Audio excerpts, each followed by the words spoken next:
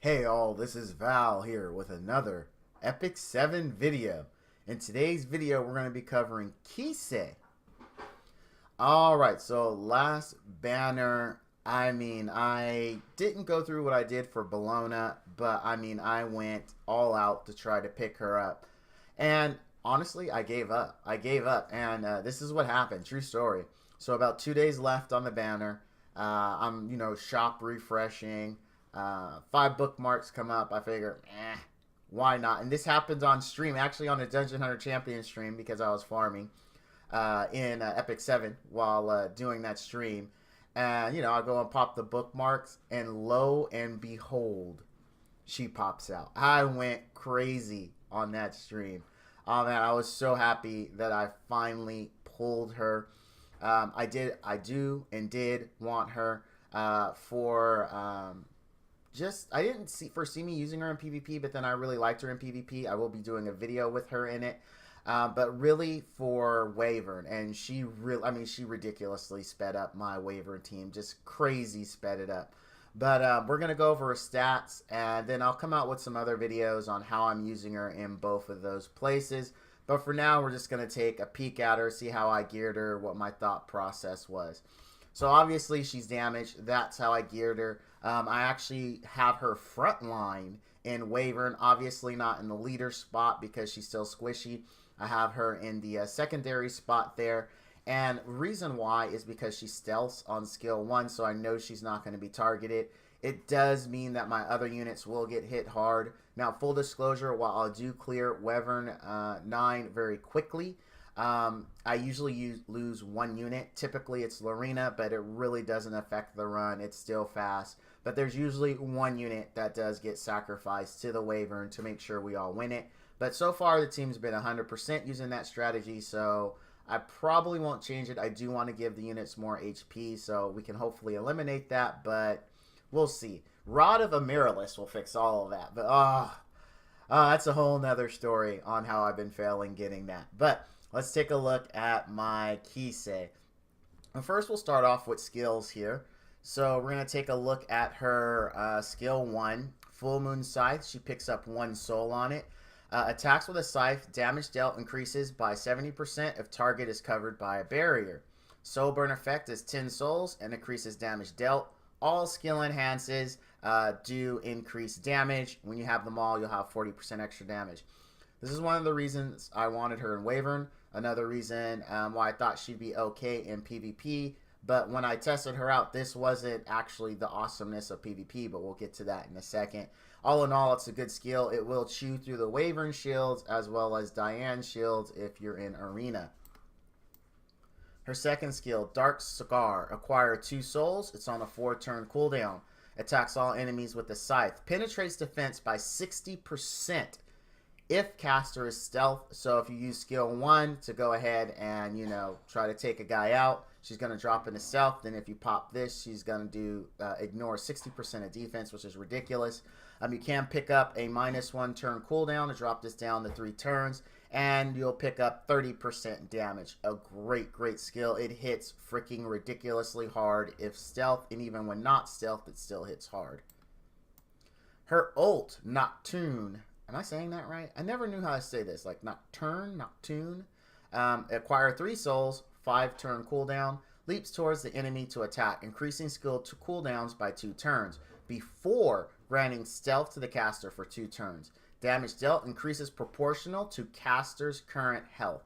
So the more health she has, the more damage she does. This also, you can pick up a 1-turn cooldown, lowering it down to 4 turns, and you're looking about 30% increased damage. Now, she's a little odd because it's proportional to her current health, not her max health, her current health. So if you're using this at full HP, she's going to do more damage than at less HP. What I don't know is if you have more health, does she do more damage, or is it simply percentage based? So if she has 100% health, she'll do 5% more damage. If she has 50% health, she'll do 2.5% more damage. If she has less than 50% health, she'll do 1.25% damage.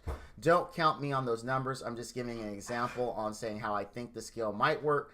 I don't know if having more health increases it, but based on the wording, I believe it is gated, meaning 100% is a certain percentage, 50% is a certain percentage, and then 50% and below is probably a certain percentage that she gets added to damage.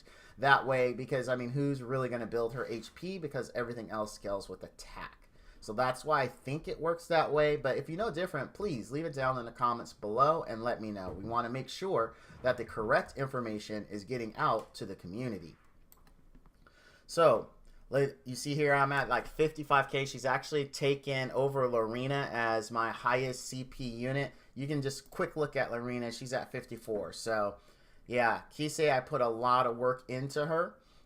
Let's take a look at her gear. You can see here I went with Unity Lifesteal. Now you're like, Val, why not speed? You love speed on everything. Where's your speed? I didn't have the speed gear.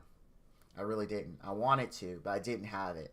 I looked everywhere. Thought about stripping some units, and I was like, nah, it's not gonna work. I had her on this ghetto speed set. I really wasn't happy with it. I really wanted her to perform, right? And so I decided to go this way. I went Unity because if I use her in PvP and she jumps in and you're fighting those Diane teams, obviously she's going to use skill 1, which is going to hurt. Same thing in Wyvern. If she teams up with somebody, she is going to use skill 1, which is going to hurt. So that is why I went with Unity. And all in all, I like Unity speed sets a lot. It's going to be really hard in the coming months and in years as we play the game, I think, for me to choose between using Unity as a second set or using Immunity as a second set. It's gonna be rough. It's gonna be a rough decision for Val, but I look forward to having those problems.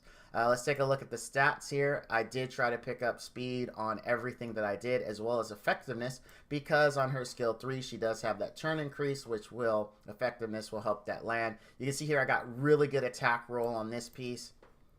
More speed, got health. We wanted crit chance, we didn't get it, but that's okay. Here we went mostly effectiveness, which again is okay. It kind of spread out all over on this one. Here's the ring. Again, if I'm going too fast, just pause the video to check out the stats. And lastly, here's the boots. You can see I did not go with speed boots. I wanted her to hit hard. Her speed does suffer because of that, though. Take a look at the artifact. Of course, I went Rihanna and Lucilla because, again, I want her to use her skill 1. And that's pretty much the reason why. I mean, her skill 1 hits really, really hard. Really hard. I do have a dupe of this to where I could enhance it. I don't know what I'm waiting for. I really don't. I don't. If you know what I'm waiting for, reply in the comments below as to why I don't, you know, +1 this basically and bring it up to 18 so that way it increases my chance of gaining an extra turn, because I legitimately have no idea why I haven't limit broken it yet.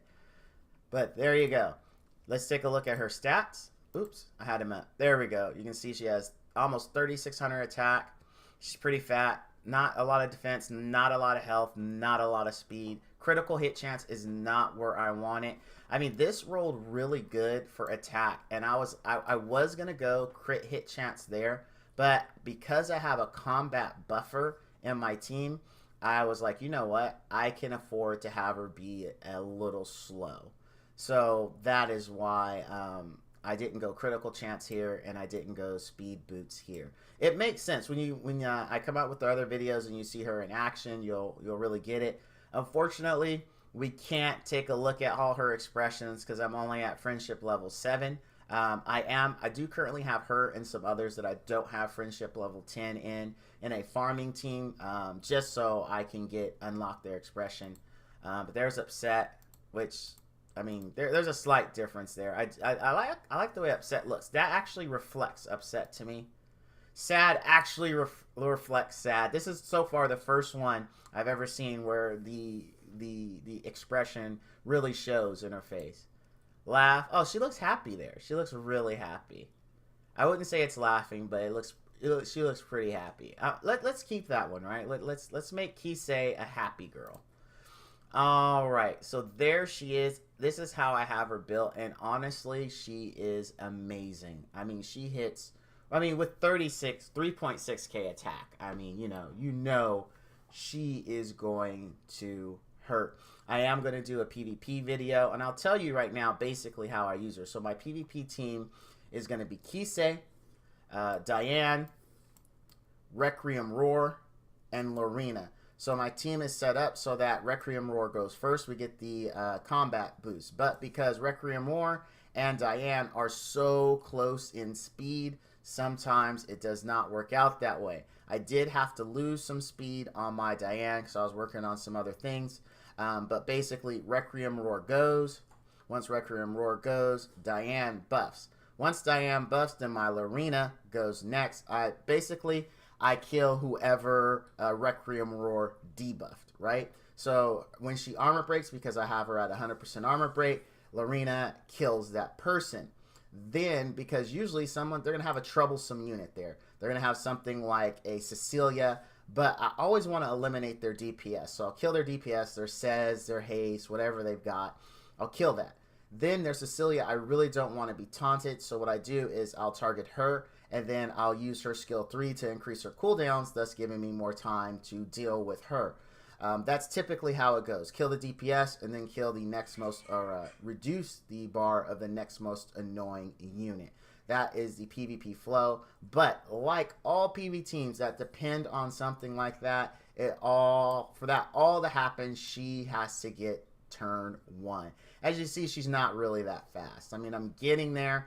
I do have speed boots here. I have speed on almost every piece of her gear, but unfortunately, you know, she's still like, there's only 2 here. But I'm working on it. It's a work in progress. As we all know, accessories are just a pain in the rear to get. I've been refreshing and not having any luck. But going back to Kise, I got a little sidetracked. That's how I use her in Arena. You will see a video coming up, maybe not tomorrow, probably Monday or Tuesday on Wyvern, and then shortly after that you will see the Arena video where I use her. It goes pretty smooth unless I get outsped, and then it's pretty much downhill. If I don't get turn 1, I'm pretty much dead. It's how it goes. I mean, and a lot of teams are built like that. I mean, it's just the way of the world. Speed is king. So all those out there, make sure you have your unit speed tune and get a combat increaser. Just really, you got to get one. I mean, unless your team is like a bruiser team designed to take that first flurry and then just beat them down, because if you get people to blow their cooldowns and they don't kill you, they don't kill anything, then they're in trouble, right? And then that's when you just slowly wear them down.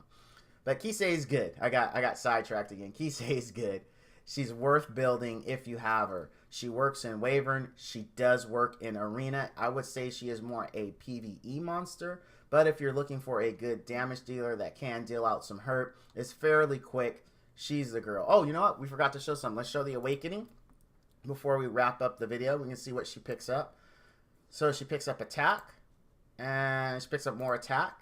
On the third one here, what we gain is